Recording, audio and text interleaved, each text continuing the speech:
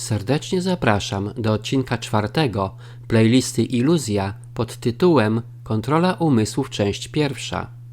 W poprzednim odcinku Iluzja część 3 opowiedziałem o otaczającej nas iluzji oraz o jej medialnych komentatorach. W tym odcinku opiszę 3 sposoby kontroli umysłów: hipnozę, perswazję i oszustwo. Na początek fragment z książki Prawdziwa historia o fałszywych wiadomościach. The True Story of Fake News. Książka została napisana dla społeczeństwa amerykańskiego, ale z pewnością będzie dobrze zrozumiana przez polskich obywateli. Podczas kiedy znaczna część społeczeństwa usiłuje być dobrze poinformowana o bieżących zdarzeniach, mieć świadomość o swojej historii, regularnie czyta wiadomości z różnych źródeł, słucha radia, żeby całkowicie zrozumieć współczesne problemy. Niestety, wszyscy jesteśmy oblegani przez dobrze zorganizowaną, bezlitosną i ogromną machinę medialną, która niczym obcy pasożyt z filmów fantastyczno-naukowych jest śmiertelnie zdecydowany, żeby przejąć możliwie jak największą ilość umysłów.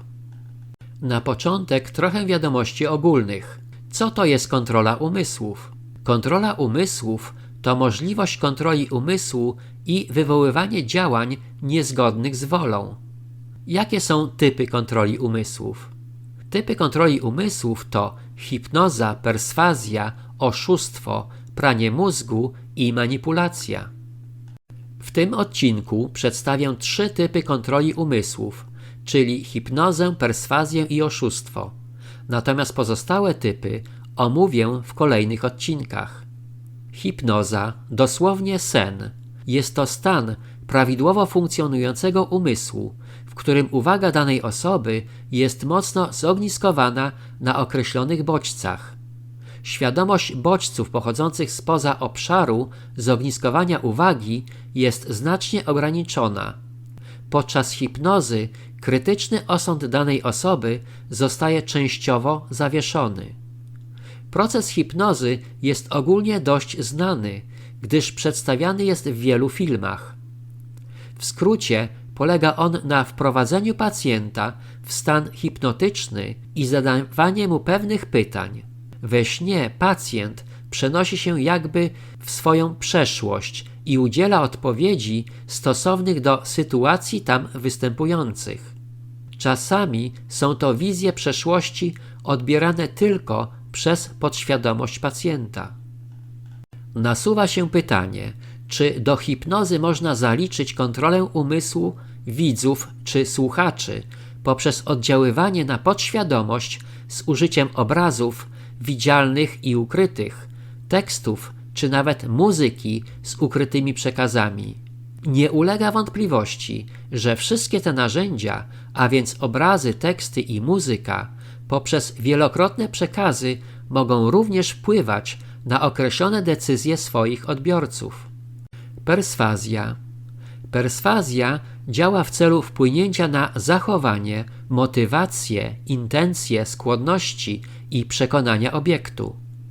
W biznesie proces perswazji ma na celu zmianę nastawienia osoby do niektórych idei, obiektów czy zdarzeń. Podczas tego procesu przy pomocy pisma lub mowy przeprowadzany jest proces rozumowania, uzasadnienia oraz wpływania na uczucia innej osoby. Perswazja systematyczna to jedna z technik perswazji do zmiany przekonań czy nastawienia poprzez odwoływanie się do powodów i logiki. Natomiast perswazja heurystyczna odwołuje się do emocji i zwyczajów. Perswazja jest formą kontroli umysłu używaną w społeczeństwie przez cały czas. Kiedy z kimś rozmawiamy, możemy próbować przekonywać go, żeby myślał w ten sam sposób jak my. Kiedy słuchasz kampanii politycznej, jesteś poddawany perswazji, żebyś głosował w odpowiedni sposób. Kiedy ktoś chce sprzedać swój produkt, używa właśnie perswazji. Problem występuje wtedy, gdy ktoś próbuje przekonać cię do wiary w ideały czy wartości zupełnie niepasujące do twojego systemu. Perswazja stosowana jest nagminnie w mediach głównego nurtu, narzucając widzom ściśle określone poglądy, z góry uznane za prawdę obiektywną i niepodlegające jakiejkolwiek dyskusji. Czy chodzi o wrogość narzucaną od lat w stosunku do pewnego państwa, czy wręcz przeciwnie, nierealną przyjaźń wobec innego?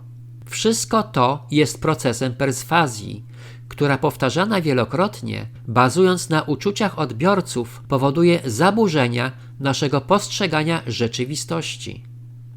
Oszustwo.